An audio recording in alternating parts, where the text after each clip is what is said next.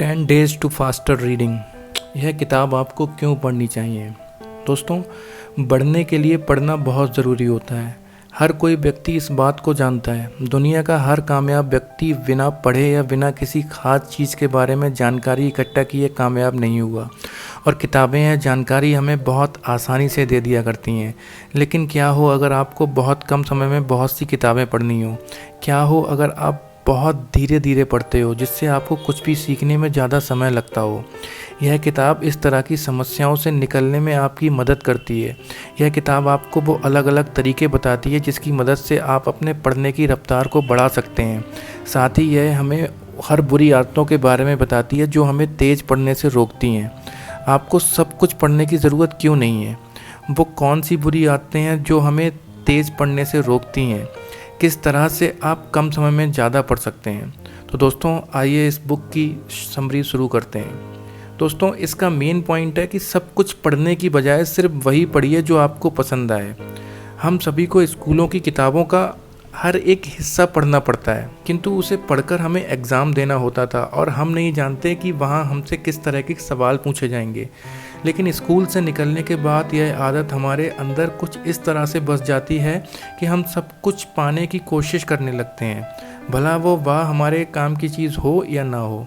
Example के लिए, newspaper या मैगज़ीन का हर हिस्सा आपके काम का नहीं हो सकता।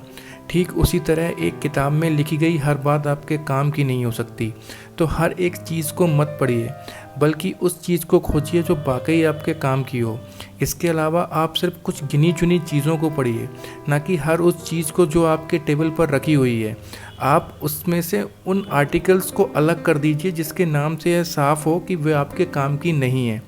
इसके बाद आप पढ़ी हुई चीज़ों को याद करने का एक तरीका बनाइए। आप जब भी पढ़िए तो अपने साथ एक पेंसिल लेकर बैठिए और ज़रूरी लाइनों को अंडरलाइन कर दीजिए। इसके बाद आप सभी ज़रूरी लाइनों को एक जगह पर लिखकर अलग कर लीजिए, ताकि ज़रूरत पड़ने पे आप उसे आसानी से पा सकें। अंत में यह सोचना छोड़ दीजिए कि आपको अपने काम पर पढ़ना चाहिए, बल्कि आपको अपने काम पर ही पढ़ना चाहिए। इस तरह से आपको अपने काम को करने के अलग अलग तरीके मिल जाएंगे, जिससे आप समय के साथ बेहतर बन सकते हैं। अगर आप एक बिज़नेस करते हैं तो आपको नए नए बिज़नेस आइडियाज़ मिल सकते हैं और ख़ुद को प्रतियोगिता से अलग करने के तरीके पता चल सकते हैं। दोस्तों, इसका दूसरा मेन पॉइंट है कि कुछ बुरी आदतों को छोड़कर आप अपने पढ़ने की रफ्तार को बढ़ा सकते हैं। किसी अच्छी आदत को अपनाने के लिए अगर आपको जगह बनानी है तो उससे पहले किसी न किसी बुरी आदत को निकालकर जगह खाली करनी होगी। तो आइए जानते हैं कि कौन सी बुरी आदतें हैं जिन्हें छोड़कर आप अच्छी आदतें बना सकते हैं। सबसे पहले तो पढ़ते वक्त इधर उधर की बातों के बारे में सोचना छोड़ दीजिए। अक्सर ही होता है कि पढ़ते वक्त हमारा दिमाग किताब पर कम और यहाँ वहाँ की बातों में ज़्यादा लगता है। इसकी वजह से हम पढ़ी गई चीज़ों को अच्छे से याद नहीं रख पाते, क्योंकि हमने उसे अच्छे से नहीं पढ़ा है। इस बुरी आदत को निकालने के बाद आप उन चीज़ों के बारे में सोचना शुरू कर दीजिए जो किताब में संबंधित हों। एग्जाम्पल के लिए, अगर आप सांप के बारे में पढ़ रहे हैं तो याद कीजिए कि जब आखिरी बार आपने सांप देखा था तो उसकी कौन कौन सी खूबियाँ किताब में लिखी गई बातों से मिल रही हैं। इस तरह से आप किताब की बातों की तुलना में अपनी ज़िंदगी से करते जाइए, ताकि आप उसे ज़्यादा समय तक याद रख सकें। इसके बाद जो गलत आदत आपको छोड़नी है वो है एक ही लाइन को बार बार पढ़ना। कुछ लोग अनजाने में एक लाइन पढ़ने के बार बार दोबारा उसी लाइन को पढ़ने लग जाते हैं। पढ़ते वक्त अपनी उंगली किताब की लाइन पर रखिए जिससे आप पढ़ रहे हैं। इस तरह से आप कुछ समय बचाकर जल्दी पढ़ सकते हैं। लेकिन इसका मतलब यह नहीं है कि अगर आपको कोई लाइन या समझ में ना आए तो आप उस पर फिर से ना पढ़िए। इसके बाद आप बोल बोलकर पढ़ना बंद कर दीजिए और ना ही पढ़ते वक्त अपनी जीभ हिलाइए। हमारा दिमाग एक मिनट में 400 शब्द पढ़ सकता है, लेकिन जब हम बोल बोलकर पढ़ते हैं तो हम सिर्फ 150 शब्द ही पढ़ पाते हैं। पढ़ते वक्त एक च्युइंगम चबाइए, इससे आपको मन में पढ़ने में काफ़ी मदद मिलेगी। इसका दोस्तों नेक्स्ट पॉइंट है कि किसी भी किताब को पढ़ने से पहले उसका प्रीव्यू ले लीजिए। अब वक्त आ गया है कि हम इस बारे में बात करें कि किस तरह से आप कम समय में ज़्यादा पढ़ सकते हैं। सबसे पहले तो यह पहचानना सीखिए कि कौन सी चीज़ें आपके काम की नहीं हैं या किन किताबों को आपको नहीं पढ़ना है। इसके लिए आप खुद से यह 2 सवाल पूछिए। मैं इसे क्यों पढ़ रहा हूँ? मुझे इस जानकारी की ज़रूरत क्यों है। सबसे पहले तो आपको यह पता होना चाहिए कि आप जो पढ़ रहे हैं उसकी ज़रूरत आपको क्यों है। एग्ज़ाम्पल के लिए अगर आप कंप्यूटर प्रोग्रामर हैं और चाहते हैं कि आप कुछ नया और बेहतर बनाएं, तो आप नई सिर्फ टेक्नोलॉजी को पढ़ने पर ध्यान दीजिए। वो प्रोग्रामिंग लैंग्वेज जिसका इस्तेमाल आप बहुत कम होता है, उसे सीखने में अपना समय बर्बाद मत कीजिए। इस तरह से आप अपनी पुरानी किताबों को निकाल कर अपने पढ़ने का काम कम कर सकते हैं। इसके बाद आप यह देखिए कि आप जो पढ़ रहे हैं उसकी ज़रूरत आपको क्यों है। अगर आप एक प्रोग्रामर हैं तो आपको हार्डवेयर से संबंधित किताबों को पढ़ने की कुछ खास ज़रूरत नहीं होनी चाहिए। इसलिए इस तरह की चीज़ों को अपनी लिस्ट से निकाल दीजिए। अपनी किताबों की लिस्ट को छोटा करने के बाद अब वक्त आ गया है कि आप इस किताब का प्रीव्यू लेना शुरू कर दीजिए। इसका मतलब यह है कि आप उसे पूरा ना पढ़कर सिर्फ उसमें दी हुई जानकारी, ज़रूरी बातों को पढ़िए। आप उसका इंट्रोडक्शन पढ़िए। इसके बाद उस किताब की हर हेडिंग और उसके नीचे दी गई 2-3 लाइनें। इस तरह से आप उसमें लिखी गई सारी बातों से वाकिफ़ हो जाएंगे। ऐसा करने से आपको उस किताब की लगभग 40% जानकारी हो जाती है।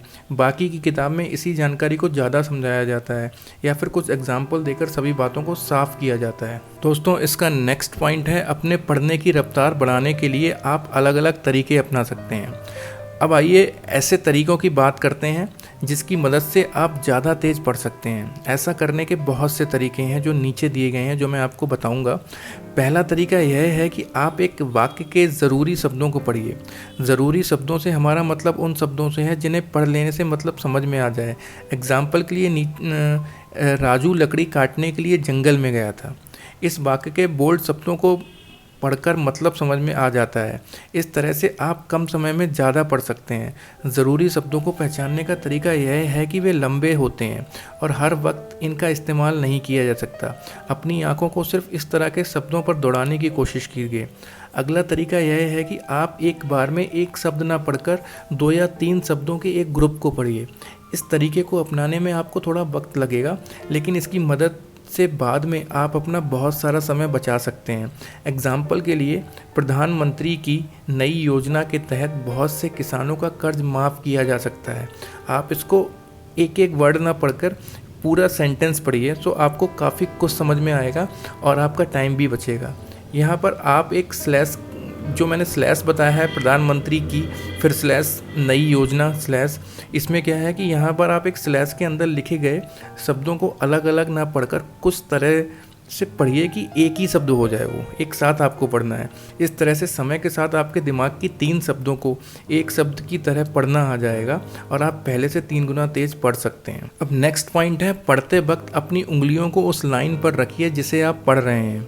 हमारी आंखें हमेशा उस चीज़ की तरफ खिंच जाती हैं जो हिल रही होती है। यानी कि अगर आप कोई ज़रूरी काम कर रहे हैं और आपके कमरे की खिड़की हवा की वजह से खुल जाए तो आपका ध्यान भटक जाएगा और आप उस खिड़की को देखने लगेंगे। इसलिए अगर आप पढ़ने वक्त अपनी उंगलियों को उस लाइन पर रखेंगे जिसे आप पढ़ रहे हैं तो आपका ध्यान नहीं भटकेगा। आप अपनी उंगलियों को उस लाइन के ठीक ऊपर या नीचे रख सकते हैं। आप चाहें तो उसे धीरे धीरे नीचे की तरफ बढ़ा सकते हैं। इससे आपकी आंखों को नई लाइन को खोजने में मदद मिलेगी। साथ ही आप बार बार एक ही लाइन को पढ़ने से बचेंगे, जिससे आपका कुछ समय बच सकता है। एक अखबार पढ़ते वक्त आप अपनी उंगलियों को इस्तेमाल कर सकते हैं। आप उसे एक सांप की तरह घुमाते हुए नीचे तक ले जा सकते हैं। आप जिस चीज़ को पढ़ चुके हैं उसके ऊपर कुछ रख दीजिए ताकि आप उसे फिर से पढ़ने से बचें। इसके लिए आप चाहें तो अपने बिजनेस कार्ड का इस्तेमाल कर सकते हैं या फिर अपने हाथ का। इस तरह के तरीके आपको शुरुआत में थोड़े अजीब या बचकाने लग सकते हैं, लेकिन समय के साथ आपको इनका बहुत फ़ायदा मिलेगा। जब आपको ये सारे काम करने की आदत हो जाएगी तब आप बिना अपना ध्यान भटकाए ज़्यादा तेज पढ़ पाएंगे। कुल मिलाकर हर उस चीज़ को पढ़ने की कोशिश मत कीजिए जो आपके टेबल के ऊपर रखी हुई है। उन चीज़ों को अपनी लिस्ट से निकाल दीजिए जिन्हें पढ़ने का कोई फ़ायदा नहीं है। इसके बाद अपनी कुछ बुरी आदतों को पहचान कर उन्हें छोड़िए और इस किताब के अलग अलग तरीके अपनाकर अपने पढ़ने की रफ्तार को बढ़ाने की कोशिश कीजिए। हर 20 मिनट पर एक ब्रेक लीजिए। रिसर्च में यह बात सामने आई है कि हम सिर्फ 20 मिनट तक अपना ध्यान किसी चीज़ पर अच्छे से लगा सकते हैं, लेकिन आप एक बार में इससे ज़्यादा मत पढ़िए। ज़्यादा से ज़्यादा 30 मिनट पढ़ने के बाद आप 5 मिनट तक आराम कीजिए ताकि आपका दिमाग और आंखें आराम कर सकें। 1 घंटे तक लगातार पढ़ने की कोशिश कभी मत करिए। तो दोस्तों, मुझे आप बताइएगा इस बुक की समरी से आपको कितना कुछ सीखने को मिला और कितना कुछ आप आगे इम्प्लीमेंट करने जा रहे हैं। और मेरी समरी समरी आपको कैसी लग रही हैं। जिस दोस्त ने मेरा चैनल सब्सक्राइब नहीं किया है, please subscribe the channel, because मैं ऐसी मोटिवेशनल बुक की समरीज़ और भी बहुत चीज़ें लाता रहता हूँ। So thank you very much for watching this story.